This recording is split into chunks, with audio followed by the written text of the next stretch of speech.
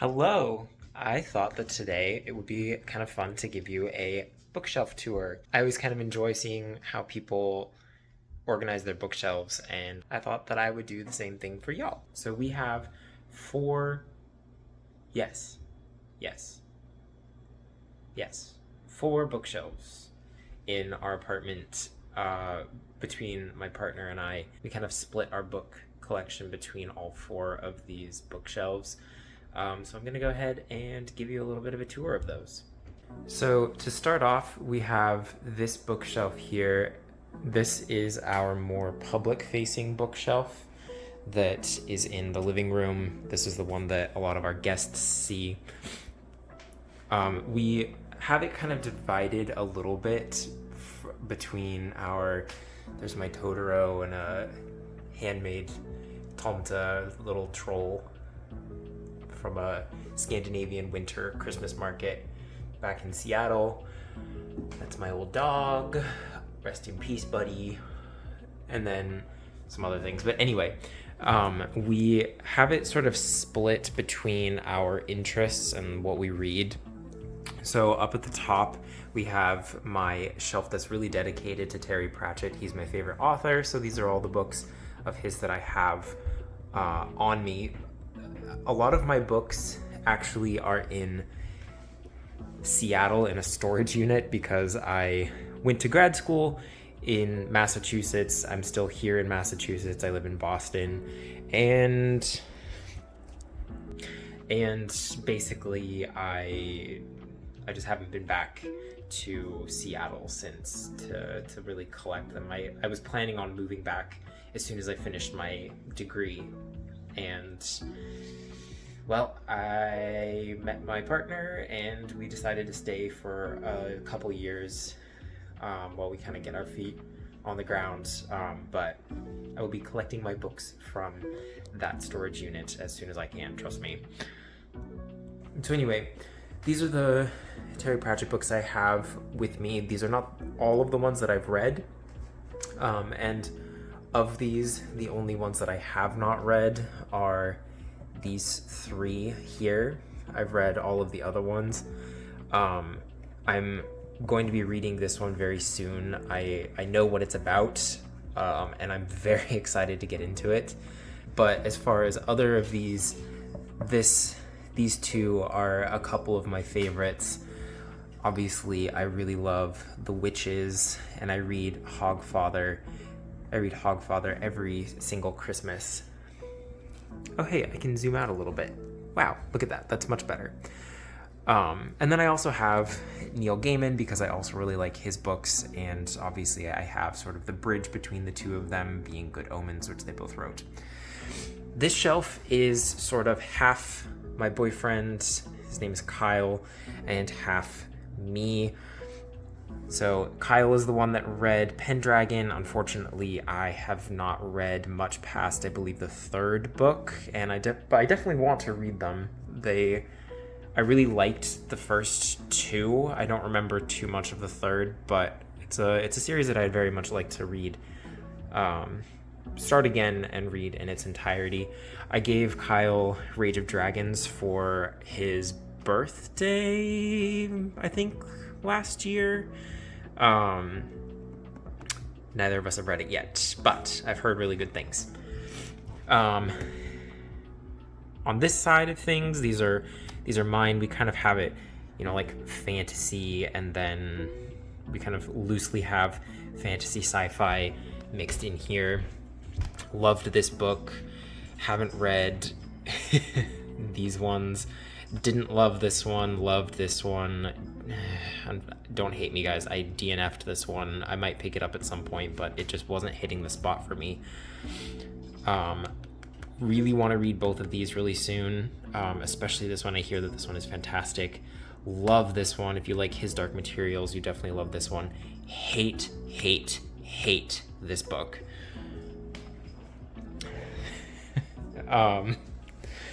This is my gay fiction shelf.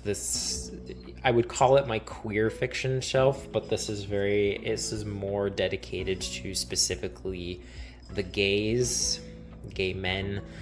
with the exception, of course, of Jonathan Van Ness. I love them.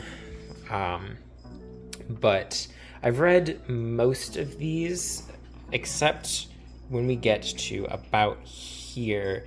These books here are all books that a friend of mine gave me, or I guess I kind of bought from my friend as he was moving to Europe.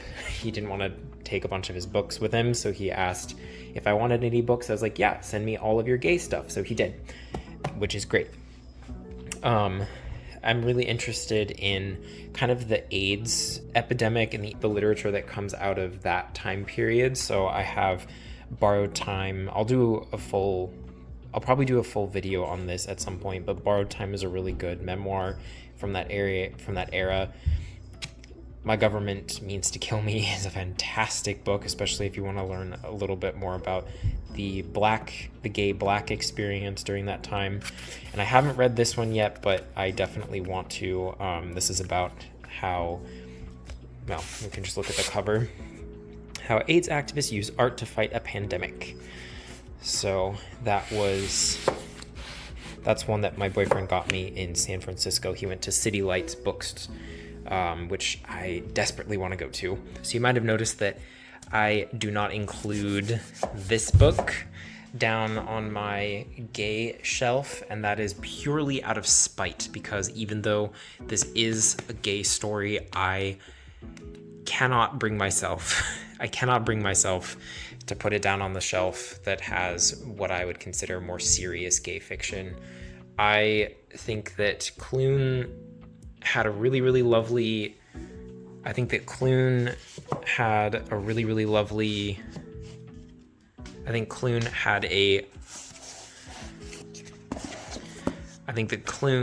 a one-hit wonder with House on the Cerulean Sea. I really loved that book, but after reading this one and also The Secret Lives of Puppets, I am done with him as an author. I just can't with his writing anymore.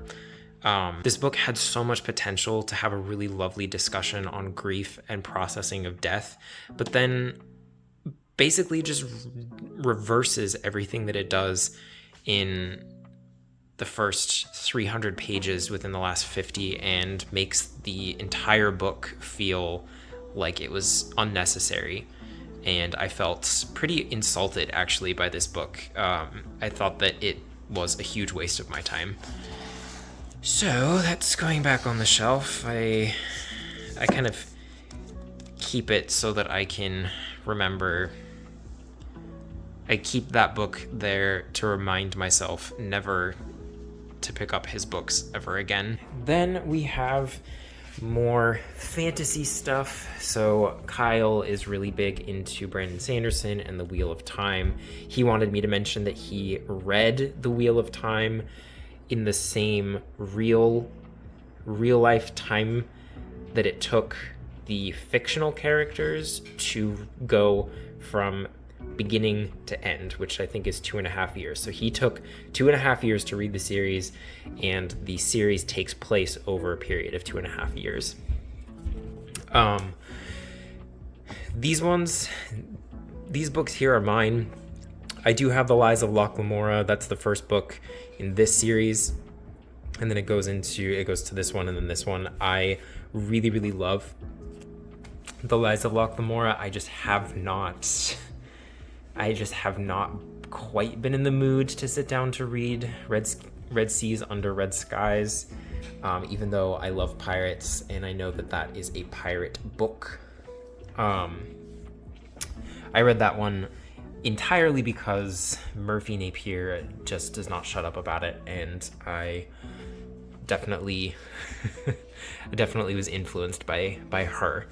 I got these ones off of, I can't remember which booktuber it was, unfortunately, but it's about a community of sapient moles that go on various magical quests and stuff. I haven't read them yet, but they sound charming and delightful and kind of like an adult version of Redwall. Next, I have kind of a more general fiction shelf. This one is, unfortunately, a lot of books that I haven't read. with the exception, of course, of this one. This is my favorite book of all time. It's just a beautiful celebration of life and art and beauty. You can tell that the narrator absolutely loves the characters, but does not pull any punches as far as stuff that happens to them in the story. But yeah, a bunch of these are ones that are more on the high priority side for me to read. Did not like this one. I don't really like Michael Chabon very much. I have read this one. I do really like this. Once we get here and move over, these are all books that I've started but have not finished. For one reason or another. I really, really was enjoying this one, and I do want to get back to it at some point. I don't know why I stopped it. I think I was on vacation or something and just didn't get back to it. I wasn't really connecting to this one. I found the writing to be a little slow and kind of boring, but the story was good nonetheless. And of course, Shirley Jackson, we love her. And then the bottom shelf is cookbooks, D&D, I like to DM, and then the graphic novels of Nausicaa.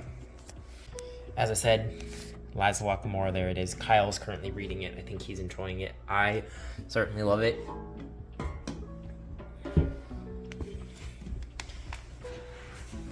This is Kyle's bookshelf. Like I said, he really likes Brandon Sanderson. He and I have listened to the entire first era Mistborn trilogy, and we're currently listening to the Secret History on audiobook, which is quite fun. Here's his Wheel of Time, some other things. I got Kyle to read Gideon the Ninth, as well as just the Locked Tomb in general. I love this series. It's so good. It's definitely on a Pratchett style humor. It's just very dry and wonderful, and just the most despicable and lovable characters at the same time. I just absolutely love them. And then we've got all of these. Kyle's read all of these except for these two. We're both pretty interested in them, but we have not gotten to them yet. So yeah, this is Kyle's bookshelf. I did read Tress of the Emerald Sea. I thought it was okay. Well, more than okay. I thought it was pretty good. And then these are just kind of some loose books. These are left over from my TBR video, and then these are Kyle's. I think you can tell that Kyle is definitely more of a fantasy reader, and that's kind of all he really reads, but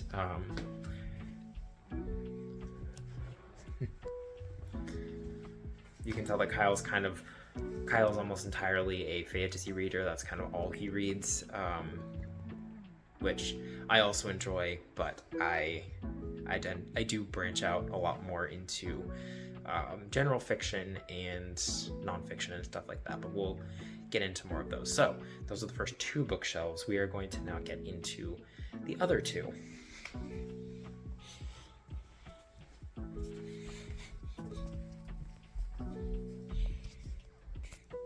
Okay, so here's my Pokemon.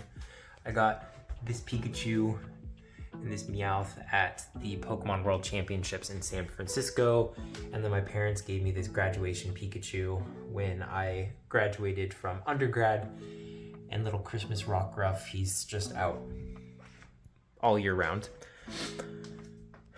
So I am getting a master's in French literature.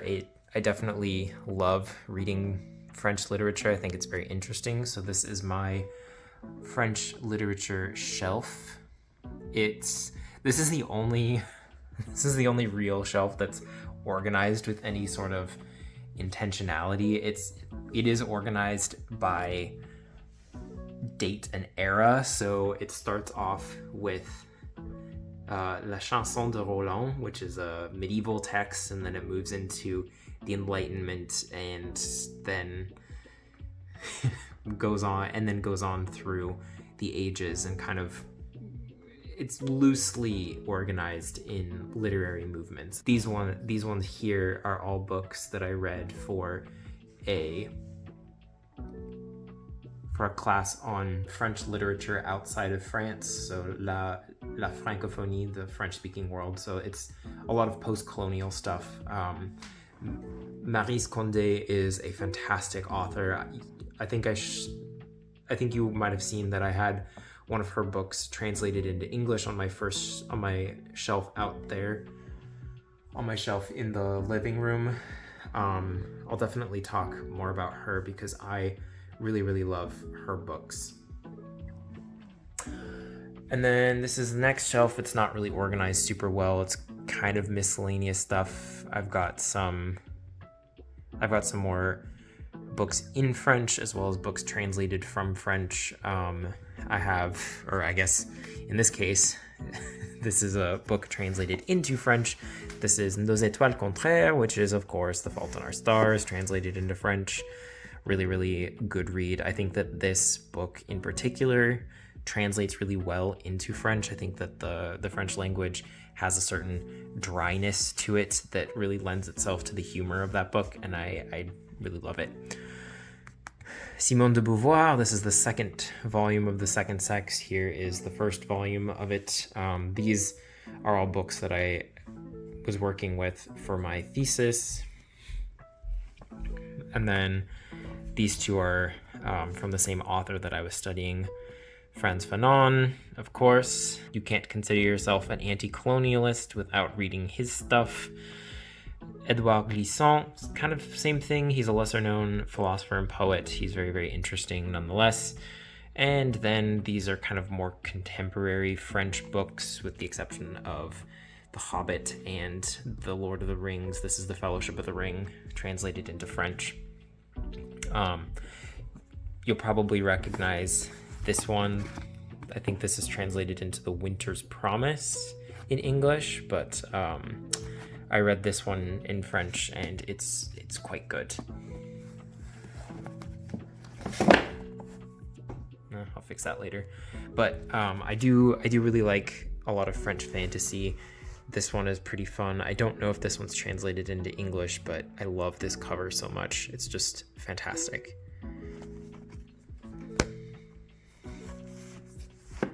This is my strictly kept nonfiction shelf. It's kind of just a miscellaneous hodgepodge of things. There's no real subject. There's no real loyalty to subject or anything like that, but I've read quite a few of these. As you'll probably notice, I really do love books on art and artist biographies. This is the biography of E.M. Forster. I highly recommend this one if you are interested in learning about kind of the literature of the 20th century. And then just some other philosophy books. I am really hoping to get to this one soon. I think that this is a super important book for our time period right now, especially with the genocide going on in Gaza. This is definitely one that I want to read very soon. I've got more nonfiction here. Some of these are more like essay collections. This book is Kyle's.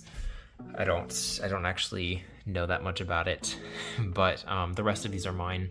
This was a super interesting read. This is a collection of essays from The Atlantic, and I think it was published in maybe 2020, 2021, something like that, and it just has some very interesting essays on kind of the state of America right now. I got to see this author speak when I was doing my master's. He was talking about this particular book, and I think that both of these kind of tie into manufacturing consent a little bit. This book I also want to read very soon. The cats are playing. I want to read this book very soon. If you buy this book new, all proceeds of this book go to basically like advocacy for incarcerated individuals. So this is definitely a book that if you do pick up, I would recommend picking it up new, so that you can help support the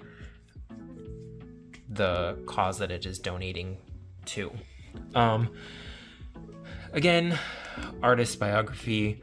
These are just, you can probably see a bit of a theme with some of my things. Criticism and American history, kind of both of those things go together. This is a fantastic book. If you are interested in learning about the history of racism in the United States, I definitely recommend picking this one up. I loved this book. Okay, then we get into my book of the month. My book of the month books.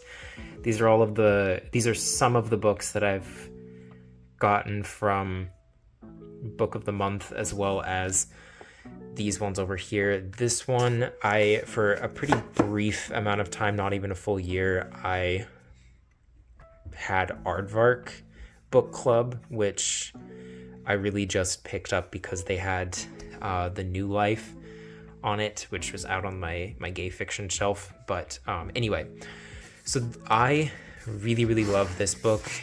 I thought that this was masterfully done, and it's long, but it really, I think, justifies its length in its scope and everything. It's just so good. This one was also good. I'm gonna do this one in my March reading wrap up. I read this one for a book club that I do with a couple of my friends here in Boston. I actually recently canceled both of my book subscription services, so both Aardvark and Book of the Month. I was feeling a bit overwhelmed with how many books of Book of the Month that I have been getting, and kind of, even though you can skip months, there were just so many months in a row that had books that I really was not interested in, and it was kind of becoming a thing where I was like, it was becoming harder to justify maintaining. Unfortunately, a lot of these books are ones that I haven't read yet, because whenever I would get these, I would always have books that were more high priority for me, and ones that I wanted to read more than the ones that Book of the Month gave me. Hi, Wally. And so a lot of these just kind of fell by the wayside. I have read some of these. I really did like Book of the Month. I actually discovered quite a few of my favorite books, including Still Life. I've lent my Book of the Month copy out to someone. But I've also read some really bad books. I keep this one around because I would love to be a novelist someday, and this book gives me hope that if this can be published, maybe someday so can I. But I was actually thinking that during the month of April, I would only read books from my Book of the Month shelf. If there are any of these that you think I absolutely need to read, let me know which ones you want me to read. But I should tell you which ones that I have read. I have read this one. I've read The Stardust Thief, Monster in the Middle, A Little Hope. I have read Once There Were Wolves, A History of Wild Places, Woman of Light, The Perishing, Beautiful World, Where Are You? Kaikeyi, which is another one of my favorite books, and The Vaster Wilds. Oh, and We Are the Light. And I also read Vampires of El Norte and Love and Color. Oh shoot, I've read more of these. Okay, hold on. I have read The Perishing, Woman of Light, Beautiful Country, Yerba Buena, Don't Cry for Me, After Parties, The Verifiers, The Anthropocene Reviewed, Love and Color, Vampires of El Norte, Kaikeyi, We Are the Light, The Vaster Wilds, Once There Were Wolves, A History of Wild Places, Beautiful World, Where Are You? The Stardust Thief, Monster in the Middle, A Little Hope, and that's it for the ones that I have read. Among those, I I did find some new favorites, like obviously I really, really love Beautiful World, Where Are You? I think Sally Rooney is a fantastic author. But I've also found books that I've kind of disliked. Like, I really did not like this one. I thought that this was going to be more of like a cool vampire horror, but it ended up being a really contrived and annoying romance that was just not, it was just not engaging, and I thought very boring. And then, of course, like I said, A Little Hope, that book just was not good. So yeah, if there's any of these other books that you think I should read, let me know which ones they are, because I'd like to knock some of these off of my TBR if I can.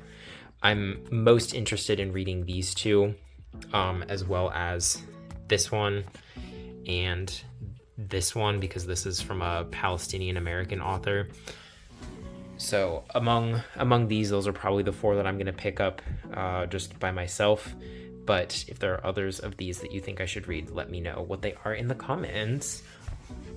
All right, so let's do this. Okay, so this is the last bookshelf. Most of these books are mine. There's a couple of them that are Kyle's. Starting here over, those are all Kyle's books. These are mine on this side. I've got all of my Lord of the Rings ones. This is a really cool discussion of obviously Tolkien in the 21st century. I really, really liked this. I thought it had some very interesting things to say about Lord of the Rings, which is one of my favorite series. My copy, so I did have a copy of Gideon the Ninth. The one that's out there is Kyle's. I lent it to a former roommate and they absolutely trashed the copy, so I just let them have it. I haven't bought another copy to replace it. This book I actually got for free at a charity shop. This is the American first edition of the Silmarillion, which I cannot believe that I found and then got it for free. So I got it at the same place that I got this bookshelf, which I think was just like the Habitat for Humanity store. And when we bought this bookshelf, which was like $20, I also brought this up to the register to pick up, and the guy at the register was like, yeah, you can have that book for free. And I was like, wait, seriously? But yeah, this is an American first edition of the Silmarillion, and so it's kind of one of the books that I am very proud to have on my shelf. Next, I have my shelf that's kind of more dedicated to classics. This is Patrick Star as a Buddha. This is Kyle's, but we absolutely love him. Yeah, so these are my classics that I have. I've read probably about half of these. I'm definitely wanting to get to Middlemarch very soon. I also want to read A Midsummer Night's Dream, Macbeth. Those are both Shakespeare plays from which Terry Pratchett has based some of his witches novels. So like Weird Sisters by Terry Pratchett is based on Macbeth. Lords and Ladies by Terry Pratchett is based on A Midsummer Night's Dream. So I'm interested in reading these sort of source material. I don't actually know a lot about Shakespeare, and I would like to know more. This is the box set of the Chronicles of Narnia that I've had since I was a child. Here is the Poppy War. Gotta love that series. I have very mixed feelings about R.F. Kuang, because I really, really liked this series, but I despised Babel. I thought that was just a book that really did not need to be written. It's kind of barely worth the paper that it's printed on. I'll definitely talk about that at some point, because I know that's a hot take. But the Poppy War is fantastic. I do love that book. I do love that series a lot. Okay, I have kind of a continuation of my classics over here. If you have not read The Street by Anne Petrie, this is a fantastic book. It's also just such a beautiful cover and beautiful edition of this one. I read this for a class. As you can see, it's very well annotated. This is about a woman.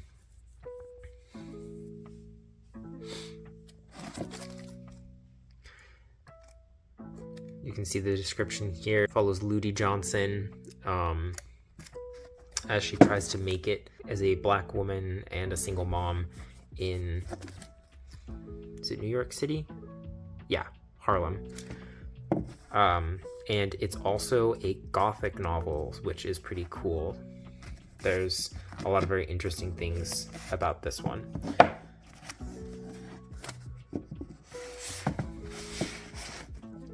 I'm very interested in reading this one. I haven't read it yet. This is The Master and Margarita. I saw this cover, I think, on somebody's BookTube channel, and this is a book that I'm judging by its cover because it's stunning. And so I picked it up basically because of the cover, but when I went to look at the actual description, I thought that this sounded fantastic and hilarious. The devil, in the form of a cat, I believe, goes to Moscow, Russia, and causes trouble, which sounds great. Borges, love him. Here's a bunch of other ones. This is a fantastic book. I think I also picked this one up because of Murphy Napier. She definitely had a lot of influence on me and my reading. Here we get into my little poetry collection. This book is one of my prized possessions. So my grandparents were downsizing their house, and so they were getting rid of a bunch of their stuff, and so I asked if I could have this because I was interested in reading his poetry. But it turns out that this book was actually published and printed in 1891. So this book is over 100 years old, and it's hard to see. You won't be able to see unfortunately because of the quality of the video, but this book was actually printed on a printing press, and you can feel the texture of where the printing press pressed into the paper, and it is just fascinating. But his poetry is very, very lovely. And then we have some more hardcover overflow. These ones here are ones that I got from the Aardvark Book Club, and I'm pretty excited to read them. You can see that my kitten has chewed all of these bookmarks, which is unfortunate. I just noticed that. Oh well. Yeah, didn't like Babel. I thought that the first book in this series was okay. I haven't read this one yet. Loved this one. This was recently put on the long list for the International Booker Prize, which is cool. Cool for the author and the translator, but I did not like this book. I actually DNF'd it because I found it just to be really repetitive and kind of rehashing the same story over and over and over again without any development or anything. It was just kind of the narrator complaining about his abusive father, and it was just kind of the same old shit that they were rolling around in the entire book, and it was slow, it was boring, and I just did not like it. I think I made it to probably about page 300 before I was like, okay, I can't do this anymore. And so I skipped to the last chapter, and I kid you not, the last chapter was just like the exact same that I had been reading the entire book. And so I was like, yeah, this was definitely not worth my time. So yeah, those are all of my bookshelves. As you can see, I don't really have that much of a system of organization, aside from just like general categories and stuff like that. The main organization system is in my brain. I know where each book is, and so whenever I need something, I just go and get it. And I guess now kind of you do too. But yeah, that is my bookshelf tour. I hope you enjoyed watching. I hope that, and if there's any books on there that you think that I should read like now, let me know, because there's a lot of books on my shelves that I haven't read. I do like collecting books as objects. I think that possessing the books for the artwork and the decoration potential that you have with the books holds a lot of value. So that's why I have as many books as I do. Let me know which of those books that you've read, and if there's any book that you think that I need to read immediately. But yeah, thank you for watching, and I will see you again very soon. Bye!